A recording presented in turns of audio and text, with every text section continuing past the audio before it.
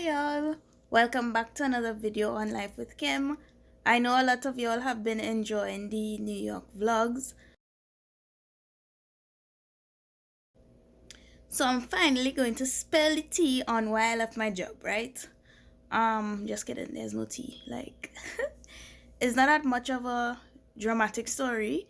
Or if you're thinking like, okay, something major happened and I walk off the job or anything crazy like that, because some people thought that it was actually very sudden, and it wasn't. It was something that I was thinking about doing since I started working, basically.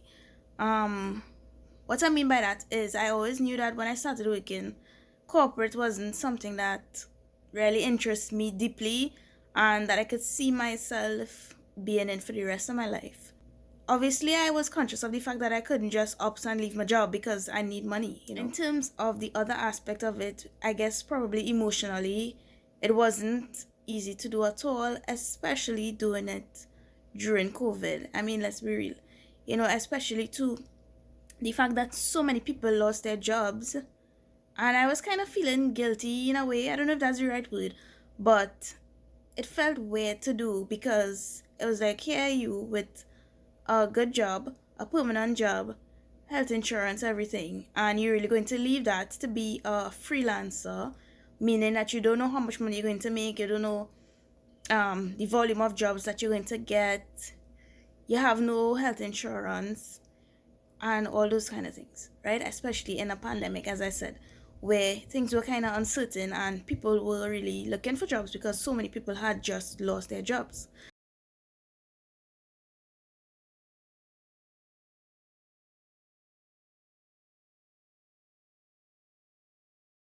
And this is also where the life coach came in, because I keep mentioning that I got a life coach, or whatever, apart from, as I said, going to counseling. So you could watch that video if you didn't watch it yet. Big up my hand for being my stand right now, because I ain't able to go and find nothing to prop up and I don't have my tripod thing, as you all know. Anyway, moving along. So what was I saying? So the life coach. So at another point, hopefully I'll get to do a video on that. But as I said, I always knew that corporate wasn't for me. The same job every day for 4 years, it kind of gets to you, and it gets monotonous, and then you feel stuck, because it's like, what the jail? I have been here for 4 years, I haven't gone anywhere. And yes, they tell you that you have opportunities to move, you have opportunities for promotion or to move around and that kind of thing, but in reality it's not really like that. And at least in my instance, I kind of felt like it happened for people or for them, but not really for me. And then of course it depends on what you're studying, let's just be fair. So based on my qualifications, there were only so many things that I could do. But apart from that, whether or not there were opportunities to move up, within myself, I realized that that would not be a motivation, because a lot of people even ask me, when you said you was leaving, they offer you anything, they blah blah blah, they give you more money. What about if they give you more money? And I had just reached a point where I was like, no, like money is not going to keep me here. A different position or quote unquote better position is not going to keep me here. Like nothing is going to change my mind, because I just can't see myself working in the corporate structure. I think that is very limiting. It's very stifling. It's inflexible.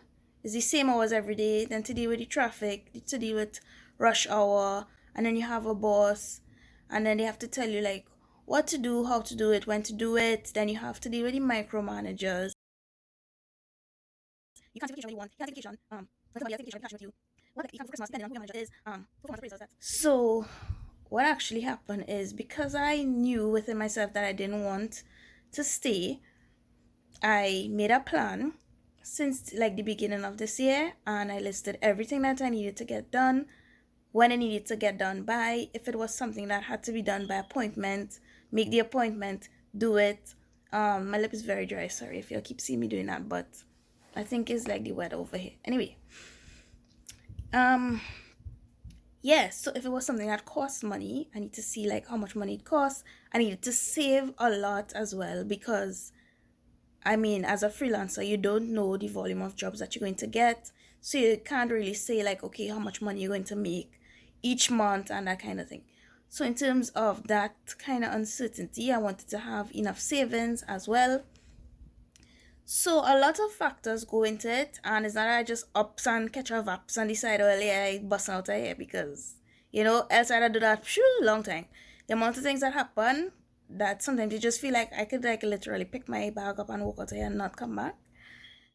The reason why I really wanted to do this video is not to like bash any particular person that I worked with or to bad talk the company itself or is anything like that, but I just really wanted to do it as probably motivation for somebody because I always think that for me, I know how much it helps to see people that I could relate to do something that I want to do.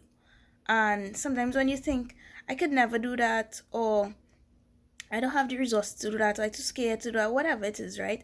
Like when you see somebody like, okay, somebody from the country that you're from Trinidad, you see somebody who's the same race as you, or like, if a black person could do that, then I could do it too. If somebody with race could do that, then I could do it too. If a person that age could do it, then I could do it too. So it's really essentially and ultimately for that purpose. What I always say as well is I started a blog in 2015 after UE because it was always something that I felt I wanted to do, and with UE I never had the time to do it. So I decided, okay, I finished university, I wasn't working, and I have the free time now, so I really have no excuse. And what always strikes me about that is, had I not started there, I would not have been where I am now, because essentially the blog really, it opened up pathways for me. It changed my way of thinking in terms of like, okay, maybe this really is something that I do love doing. Maybe this is something that I could do as a career, um and that's something that I can get paid for. So when I started, of course it was just for fun. I didn't get paid for it, but I reached out to one person at a time and I was like, hey, I saw your website and if you're looking for writers, blah, blah, blah, blah, blah.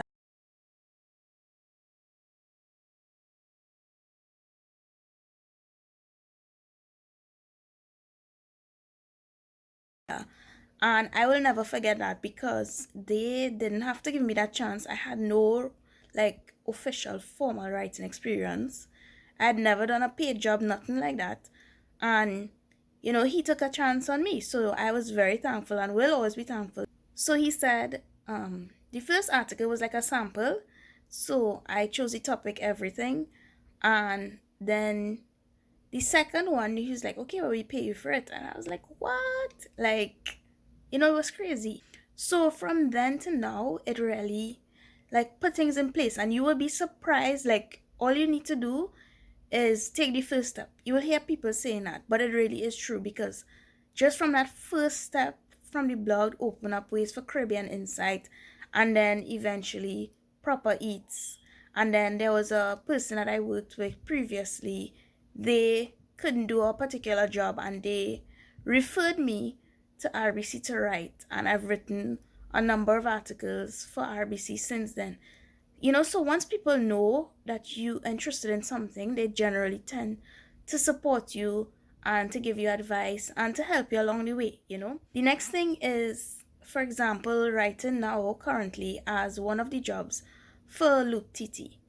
That also came from a friend, and I'm always thankful for him as well, Theron, for sending me the link, because if he didn't send it to me, I didn't see that anywhere else since, so I would have never applied if I didn't see it, if he didn't send it to me. And that is really how I got the job. So, as I said, all these little things work together. One of the number one things is you need to have a plan. Like, you really need to know what you want, and then you have to kind of backtrack from there to say, okay, what steps do I need to take now Or, I mean, it could be short-term goals and long-term goals, of course. But what do I need to do now? What do I need to do today? What do I need to do next week? It could be the smallest of things, but it's just, how do I start? And then two, knowing yourself. Like, you could be, yes, I want to do this, I want to do this, I want to do this. But until you actually dig deep down into yourself and decide and make the decision, and you're willing to stick to it regardless of what people might think or what they might say, then you're not ready to like fully take the plunge.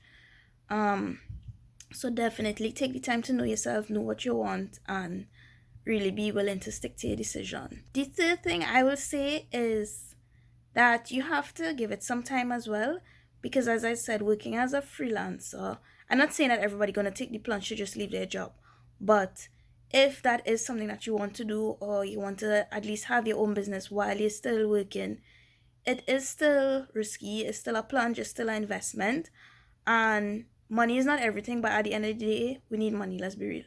So I would say definitely ensure that you save.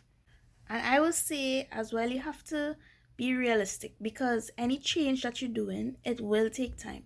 So whether it may not be that you're starting your own business, or you're going to be a freelancer, or those riskier things. It could just be moving from one job to the next, or you're moving from one field to a field that you're not used to. You just have to be patient with yourself, and you have to be realistic and understand what the new role would entail, what the new thing it is, that if it's something that you have to study, if it's an investment that you're going to take, be realistic with the amount of money that you invest in, like those kind of things, which I guess all will come into essentially having a plan, which was the first point that I make. But that's really about it, so I just really wanted to do, as I said, this quick video to probably give somebody out there that motivation, and to tell you that it has been great since. Like, if you're following me on Instagram, shameless plug, but really and truly no, but if you are following me, you would have seen, I guess, the transformation from when I was working to now that I am a freelancer. I love it. I have more time to do things that I want to do. I have more flexibility. I still have to be very disciplined, because the reality is nobody's going to be on you to do anything. Yes, you may still have deadlines with clients, but it's not as structured and strict. So you have to really be disciplined. You have to set your own schedules. You have to be on time. You have to do things to get clients. You have to, it's a lot. But it's a lot of what I like. So I enjoy it. And as I always keep saying, I'll do another video to tell you the company that I am working with. And apart from that, I'm also doing freelance writing with Loop. So I'll put the link in the description so you could go read some of those articles if you're interested. And if you want to know anything else, probably that I didn't answer, or if you just have any questions at all, or if you just want some more advice about how I went about doing everything that I did, you can feel free to put a comment. If it's something simple, if you really want to talk, then of course you can feel free to message me on Instagram at lifewithkimtt. And I don't want the video to be too long, so I can't remember anything else I wanted to say. So that's about it. Thanks a lot for watching this. I know it's probably not what you all expected for a Friday vlog, because you all want New York stuff and shopping and this and that. But yeah, we'll be back to that next week. And until then, I'll see y'all. Bye.